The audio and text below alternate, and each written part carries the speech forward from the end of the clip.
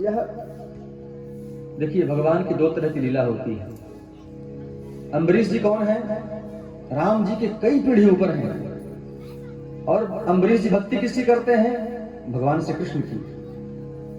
सवै मनः कृष्ण पदारविंदयोः वचांसि वैकुंठ गुणानुवर्णने करौ हरेर्मंदिर मार्जनादिशो श्रुतिं चकाराचित सत्कथोदये। अम्बरीश जी महाराज भगवान श्री कृष्ण की भक्ति करते थे।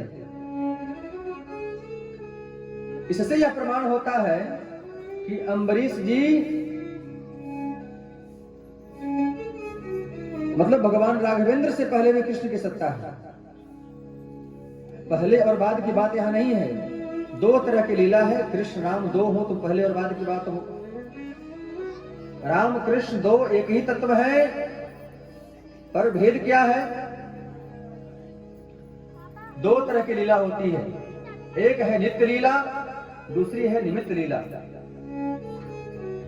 नित्य लीला में जो भगवान का नित्य लोक है, साकेत, गोलोक आदि, वैकुंठ आदि, उसमें भगवान नित्य स्वरूप में विराजमान रहते हैं।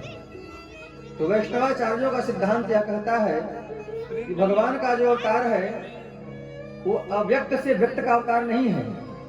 भगवान अपने धाम से प्रकट होकर के यहाँ पर आते हैं, धराधाम पर। यह वैष्णवों का सिद्धांत है।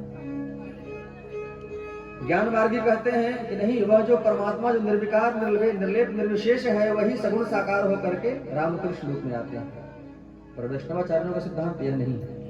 तो वैष्णवाचार्य क्या कहते हैं कि नहीं, हमारे ठाकुर नित्य रूप में रहते हैं। कहाँ? गोलोक में। नित्य रूप में कहाँ रहते हैं? वैकुंठ में। नित्य रूप में कहाँ रहते हैं? साकेत में। वहीं से स्वयं आते हैं। इसका प्रमाण देंगे शास्त्रों से। तो दो प्रकार की लीला भगवान की होती है, एक नित्य लीला, एक निमित्त लीला। निमित्त लीला में कालक्रम से भगवान कभी राम रूप में आते हैं, कभी कृष्ण रूप में आते हैं। तो पहले और पीछे का झगड़ा आपस में मत किया कीजिएगा आप लोग। तो कहें कि राम जी पहले आए थे, कृष्ण जी बाद में आए हैं, कृष्ण कहे कृष्ण बड़े हैं, राम छोटे हैं, ऐसा नहीं। राम कृष्ण दो एक हैं, अंतर नहीं निमेष। अंतर क्या है? इनके नयन गंभीर हैं, उनके चपल विशेष। राम कृष्ण दो एक है, अंतर नहीं निमेष। पर एक अंतर है, क्या? भगवान राम जी और कन्हैया टेढ़े। भगवान राम जहां खड़े होंगे दोनों टांग पे खड़े होंगे, दोनों पांव पे खड़े होंगे। और भगवान श्री कृष्ण कभी दोनों पांव पे खड़े, वो त्रिभंगी है, उनका सारा काम टेढ़ा है, उनकी भक्ति भी टेढ़ी है। इसलिए राम कृष्ण दो एक है, अंतर नहीं निमेष। अंतर यही है कि इनके नयन गंभीर हैं और इनके चपल विशेष। इनकी नेत्रों में चंचलता है, इनकी सभी लीलाएं चांचल्यपूर्ण है। तो अम्बरीश जी महाराज भगवान श्री कृष्ण की भक्ति करते, अपने हाथों से ठाकुर जी को नैवेद्य अर्पण करते। इतना ही नहीं, अपने हाथ से चक्की चला करके भगवान श्री कृष्ण को भोग लगाते। एक बार भगवान श्री कृष्ण से रहा नहीं गया, गर्मी का समय था। भक्तराज अम्बरीश जी चक्की चला करके आटा पीस रहे हैं, नैवेद्य तैयार करेंगे, ठाकुर जी को भोग लगाएंगे। भगवान प्रकट होकर पीछे से पंखा झलने लग गए। जब भक्तराज अम्बरीश जी को यह ज्ञान हुआ कि मुझे कहीं से हवा आ रही है, उन्होंने मुड़कर देखा तो ठाकुर जी प्रकट रूप में हमारी सेवा कर रहे हैं। चरणों में गिर गए, प्रभु ये कैसी उल्टी रीति है, आप स्वामी मैं सेवक हूं। भगवान कहते हैं कि मैं उसी की सेवा करता हूं जो मेरी सेवा करता है। ये यथा मां प्रपद्यन्ते तां तथैव भजाम्यहम्। हम जो मेरी भक्ति जिस प्रकार से करता है, मैं उसकी भक्ति भी उसी प्रकार से करता हूं। इस प्रकार अम्बरीश जी का चरित्र। इसी इक्ष्वाकु कुल में सूर्य वंश में आगे चल करके राजा खटवांग हुए। खटवांग के पुत्र दीर्घबाहु, दीर्घबाहु के पुत्र रघु, रघु के अज, अज के दशरथ, और दशरथ जी के पुत्र हुए राम। तो राम जी का स्तमन कर लेते हैं, क्योंकि राम जी का चरित्र जहां आए और उनको लांघ कर आगे निकल जाए, यह उचित नहीं है। राम जी हमारे ठाकुर हैं, भगवान श्री कृष्ण हमारे ठाकुर हैं। राम जी का चरित्र हम छोड़ नहीं सकते। थोड़ा सा समय लेंगे, 10 मिनट 20 मिनट एक गायन कर लेते हैं। रामचरितमानस के आधार पर सब लोग गाएंगे। भागवत जी में तो एक ही श्लोक में पूरा राम कथा है। ऐसे 2 अध्याय के अंदर है, लेकिन एक श्लोक में पूरी रामचरित्र का वर्णन किया गया है। उसका उच्चारण कर देते हैं। गुरुवर्थे त्यक्त राज्यो विचर्दन वनम पद्म पदभ्याम प्रियायाः पाणि स्पर्शात् क्षमाभ्याम ब्रजित पथरुजो यो हरीन्द्रानुजाभ्याम वैरूप्याक्षुरपणख्या प्रिय विरह सारोपित भ्रो विजृंभ त्रस्ताब्धिर्बद्ध सेतुः फलदव दहन कौशलेन्द्रोवतान्नः। भगवान राघवेंद्र प्रकार की संपूर्ण लीला का वर्णन किया गया। कैसे मारीच आता है, कैसे जानकी जी का हरण करवाता है, कैसे समुद्र का लंघन करते हैं, कैसे लंका दहन होता है, सारी लीला का एक ही श्लोक में गायन किया गया। भगवान राघवेंद्र सरकार का प्रकट होता है। भय प्रगट कृपाला दीन दयाला कौशल्या हितकारी हर्षित महतारी मुनिवनहारी अद्भुत रूप विचारी लोचन अभिरामा तनु धन श्यामा निज आयुध मुझ चारी भूषण बनमाला नयन विशाला शोभा सिंधु भरारी कहे दुई कर जोड़ी अस्तुति तोरी कही विधि करो अनंता माया गुण माया दिव्यमाना पुराण भरंगा करुणा सुख सागर सब गुण आगर यही गावहि श्रुति संता सोमृत लागी ताली बजाकर आयो प्रगट श्रीकांता ब्रह्मांड निकाया निर्मित माया रोम रोम प्रतिवेद करे मम मोर सोवासी जमासी सुनत धीर मन निरंतर उपसार जाना प्रभु मुस्कारा चरित बहुत विधिन करे कई कथा सुहाई बात बुझाई यही प्रकार सुख प्रेम लहरे माता पुनि बोली जो मुनि बोली गजहु काट रूपा बीज सुरीला अतियशीला यह सुख परम अनुपा सुरी वचन सुधारा रोदन ठारा कोई बालक सुर रूपा यह चरित्र के गावई अनपद पावई प्रेम परई भव रूपा यह चरित्र के गावई हरिपद पावई प्रेम परई भव रूपा यह चरित्र के गावई हरिपद पावई प्रेम परई भव रूपा। भगवान राघवेंद्र सका प्रकट कब हुए? दशरथ जी को चौथे पन तक कोई बेटा नहीं हुआ। दशरथ जी को चौथे पन तक कोई बेटा नहीं हुआ और भगवान ने वरदान दिया था कि मैं आपका बेटा बनकर के आऊंगा। तो चौथे पन में भगवान ने अपने वरदान को सिद्ध करने के लिए चौथे पन में 4 बनकर के आए। अब कभी राम कथा आपको सुनाएंगे तब विस्तार से सुनाएंगे सब रहस्यों को। भगवान कब प्रकट हुए? चौथे पन में। भगवान एक ही हैं, सुनिए सूत्र रूप से। भगवान एक ही 4 रूप में आते हैं। अनसन सहित मनुज अवतारा। भगवान अकेले हैं लेकिन 4 बनकर के आए हैं।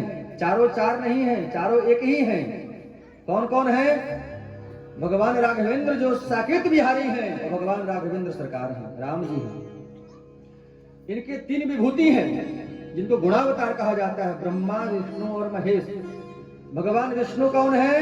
श्री भरतलाल जी महाराज। और शंकर जी कौन है? श्री लखनलाल जी महाराज। और ब्रह्मा जी कौन है? श्री शत्रुघ्न जी महाराज। यह है भगवान के अंसन सहित मनुज अवतारा का रहस्य। भगवान प्रकट हो गए चतुर्भुज रूप में। माता जी से कहा, माता जी देखो मैं आ गया बेटा बन करके। माता जी ने कहा, बेटा ऐसा होता है?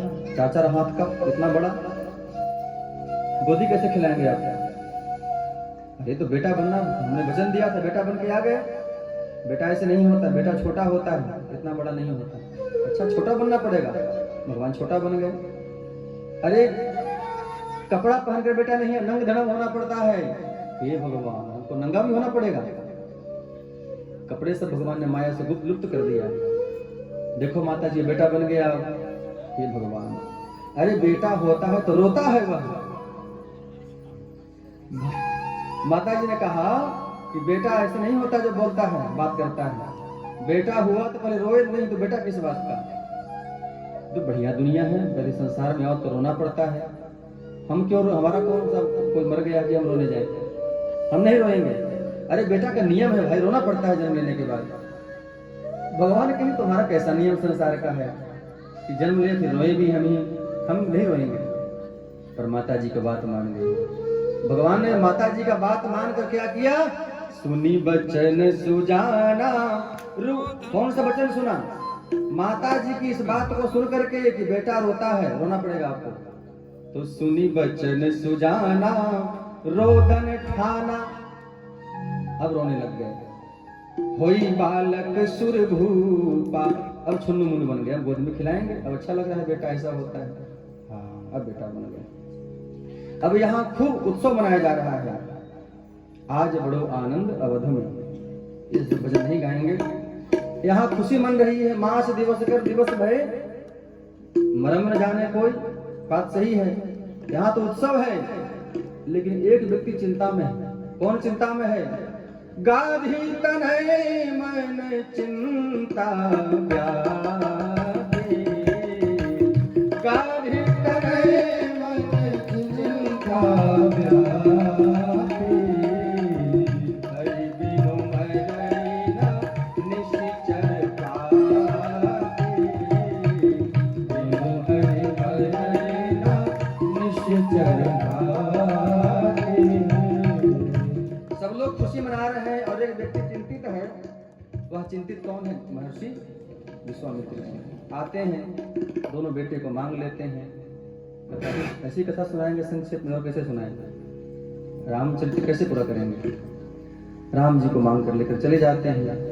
और जब से साधु बाबा आए, राम लखन जी को लेकर चले गए, तब से दुनिया में प्रचलन हो गया। जो कोई बच्चा रोगे, चुप चुप, साधु बाबा आ रहे हैं, उनको पकड़ कर लेकर चले जाएंगे। बच्चे को डराते हैं आज के माता पिता लोग, किस लिए, साधु बाबा जा रहे हैं, पकड़ के लेके चले जाएंगे।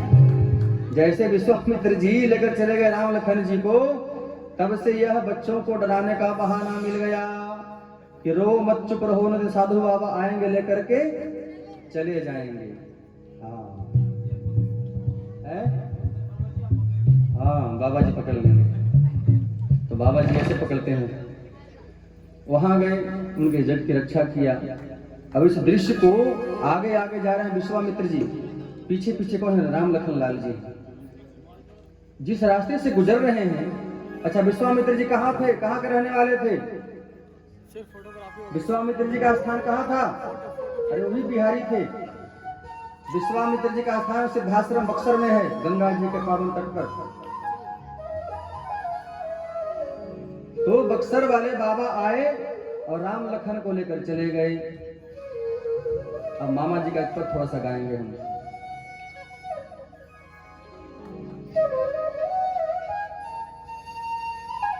चलल जाले बाबा जी के, अरे भैले पछल हुआ ए सखी।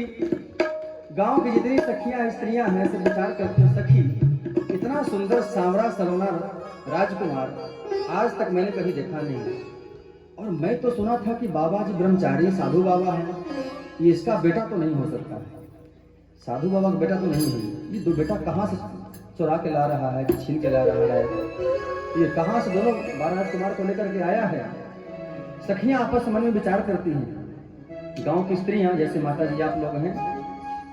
चलल जाले बाबा जी के, अरे भैले पछल हुआ। उसी बक्सर के मामा जी का पद है यह, बड़े भाव से गाइएगा। हे सखी देखना कैसन दुनो भैया सांवर गोर। दो गुण, सखी देख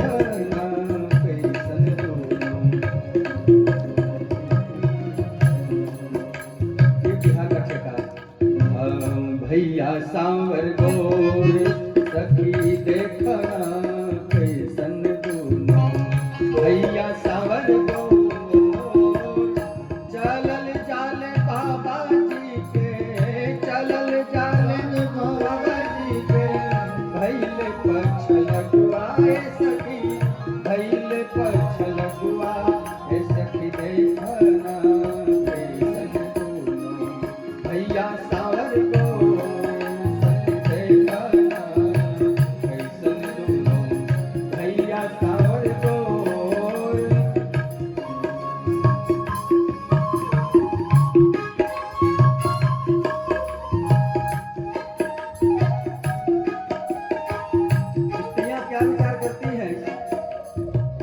आजुले न देखली ऐसन बाबा के ललनवा सखी बाबा के ललनवा। आजुले न देखली ऐसन बाबा के ललनवा हो बाबा के ललनवा ए सखी देखना मनवा नैनवा के चोर ए सखी देखना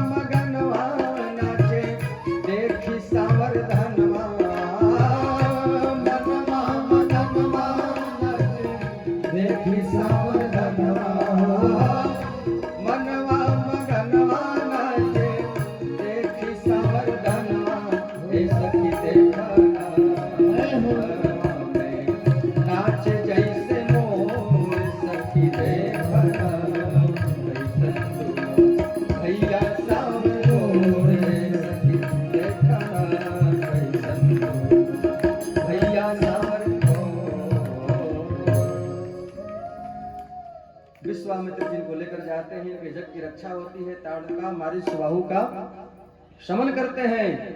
और अब वहां से चिट्ठी आ जाती है विश्वामित्र जी को मिथिला जाने के लिए।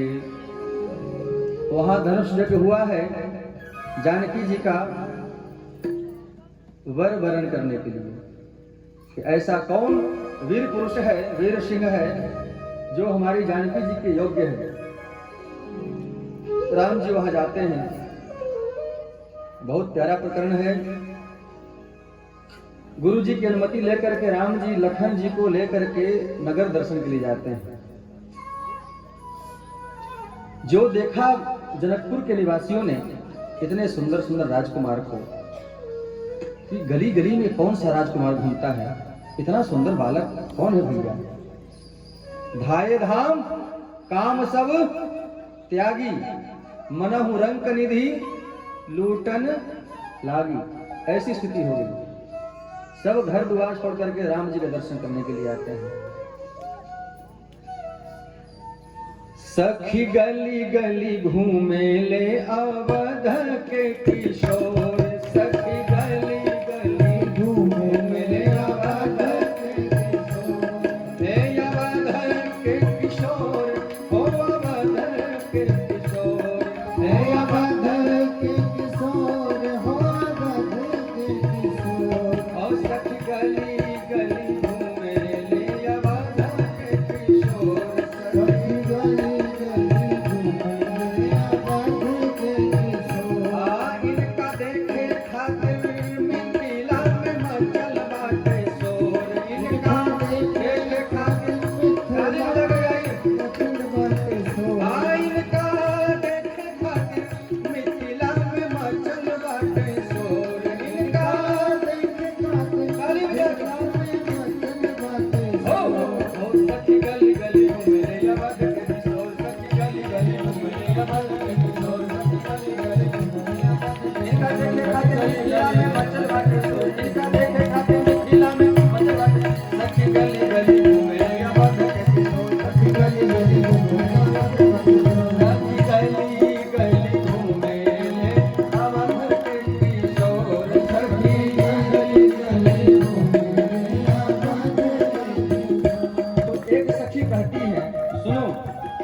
जे ही देखे ओहे होखे इनके प्रेम में विभोर, जे ही देखे ना होके वही प्रेम में विभोर।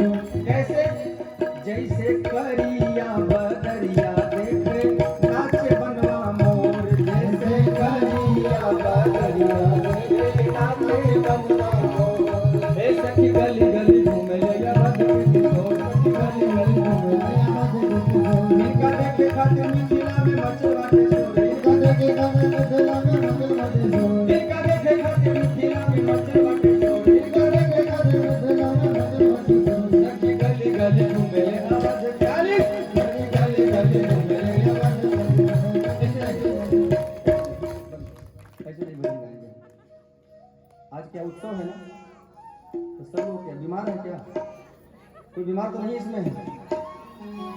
अगर भगवान ने दोनों हाथ दिए हैं, सबके पास दोनों हाथ है कि नहीं? लगता है दिखाई तो खड़ा करके कितने हाथ हैं? सबके पास दोनों हाथ हैं। जरा हाथ मिलाइए ऐसे, अरे वाह इतने हाथ हैं। और ताली आ रही जैसे मच्छर मार रहे हैं ऐसे।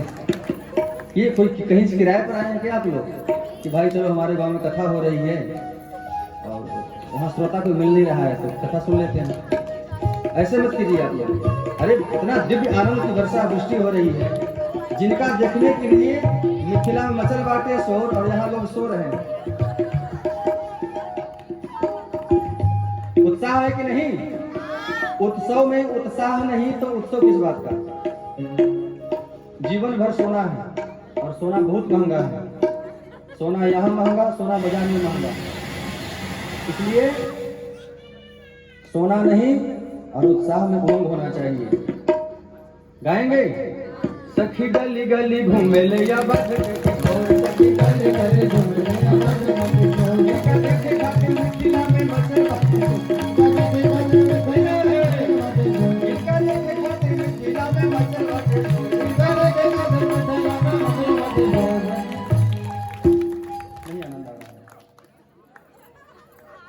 ये पार्टी गरम है, ये लोग ठंडे पड़ गए बिल्कुल। बेइज्जती कराएंगे मूछ वाले आप। भगवान ने आपको मूछ इसलिए दिया है नीचे करने के लिए। भाई भगवान ने दोनों हाथ ठीक ठाक दिया सबको। देखिए ताली नहीं बजाने का एक दो ही कारण हो सकता है। या तो भगवान ने दोनों हाथ नहीं दिए तो ताली कैसे बेचारा बजाएगा? एक ही हाथ में कहाँ ताली बजाएगा? ऐसे नहीं बजा सकता। या उसका हाथ किसी बगल वाले के जेब में होगा।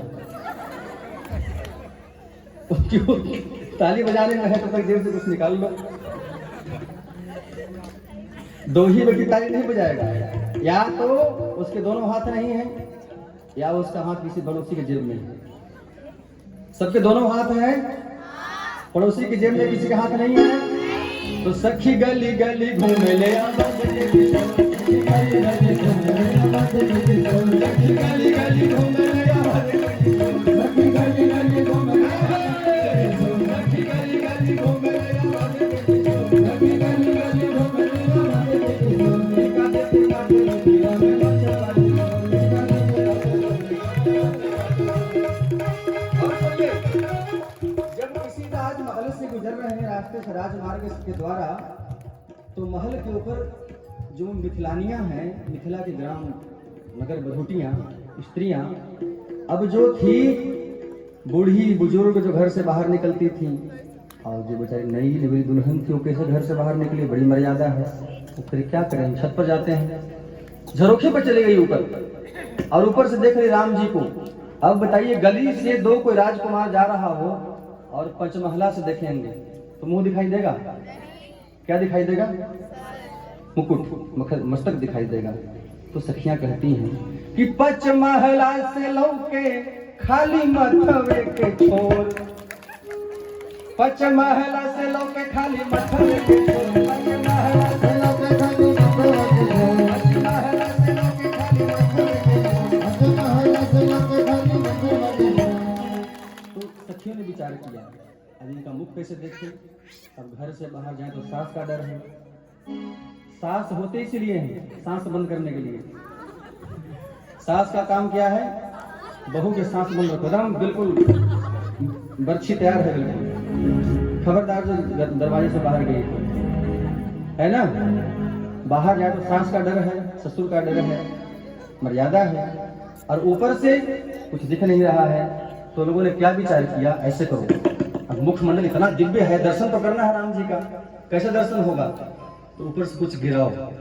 अब मान लीजिए आप कहीं रास्ते से जा रहे हैं, ऊपर से कुछ गिरेगा, ऐसे नहीं करेंगे, ऐसे करेंगे कि नहीं करेंगे? तो सखियों ने क्या विचार किया कि मुखमंडल इतना दिव्य है, दर्शन कैसे करें हम, तो कुछ ऊपर से गिराओ। तो क्या गिराएं? पत्थर गिराएं? ना ना, राम जी को पत्थर मारोगे, तो क्या फूल गिराओ? हाँ, फूल गिराओ। तो पचमहला से लौके खाली माथवे के छोर, पचमहला से लौके खाली माथवे के छोर, फूल फेंकी जा तब ताके लगी है हमारी के ओर, फूल फेंकी जा तब ताके लगी है हमारी के ओर, फूल फेंकी जा तब ताके लगी है हमारी के ओर, फूल फेंकी जा तब ताके लगी है हमारी के ओर। हे सखी गली गली घूम ले या बात के, सखी गली गली घूम ले या बात के, सखी गली गली घूम ले या बात के, सखी गली गली घूम ले या बात के, सखी गली गली घूम ले या बात के, सखी गली गली घूम ले या बात के, सखी गली गली घूम ले या बात के। अरे अभी राम जी का चरित्र हो रहा है, बस ज्यादा नहीं, 15 से 20 मिनट और लगेगा। फूल फेंकने का मतलब क्या था कि राम जी आपको अपने रूप का इतना बड़ा गुमान है कि हम बड़े सुंदर हैं, तो फूल फेंकने का 2 कारण है। फूल फेंकने का सबसे बड़ा कारण यह है कि आपको अपने रूप का इतना गुमान है कि हम बड़े सुंदर हैं कि सभी मिथिला वासियों को अपने बस में कर लिया। कोई बात नहीं, गलती हो गई, ध्यान नहीं रहा, ऐसे रहने दीजिए, थोड़ा समय और लगेगा, 15 मिनट, 15 से 20 मिनट और, तब हमारे भैया जी आएंगे। हैं? कोई बात नहीं, बाहर निकाल दीजिए, गलिया हम बाद में रखेंगे। मिथिलानियों ने, सखियों ने क्या संदेश दिया फूल फेंक करके?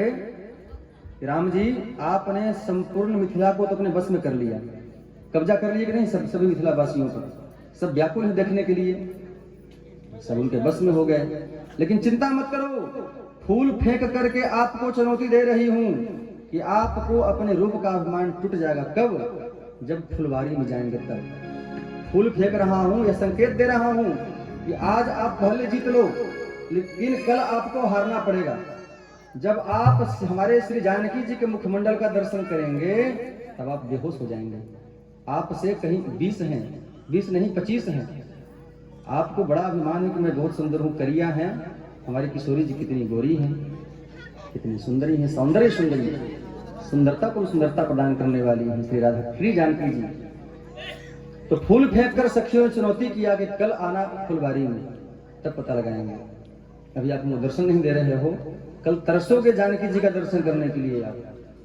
हाँ, तो फूल फेंकी जा तब ताके लगी है हमनी के ओर।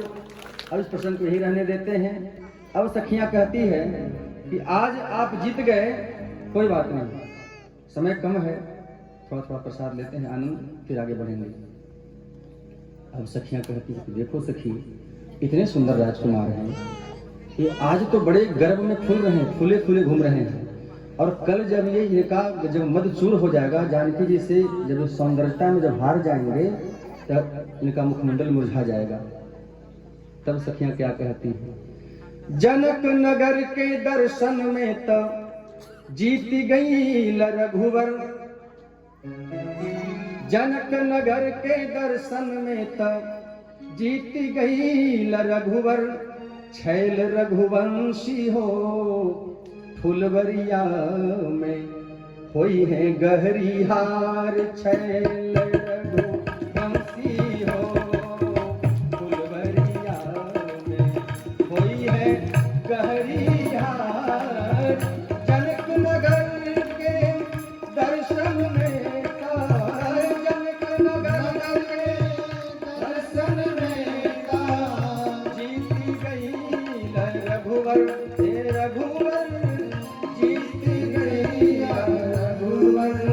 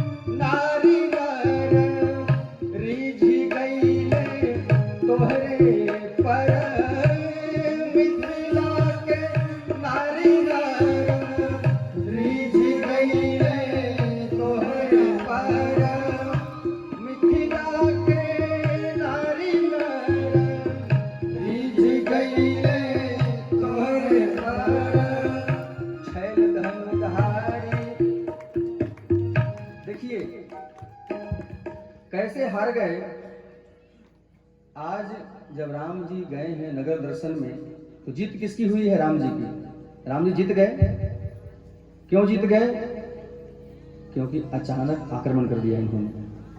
मिथिला वाले तैयारी में नहीं थे, मिथिला वाले तैयारी में नहीं थे। आपने अचानक छापा मार दिया, इसलिए हम लोग हार गए। लेकिन कल की तैयारी कर लो आप। मिथिला के नारी नर रीझ गईले तोहरे पर, मिथिला के नारी नर रीझ गईले तोहरे पर। छैल धनुधारी हो आई अचानक दिहला छापा मार। छैल धनुधारी हो आई अचानक दिहला छापा मार।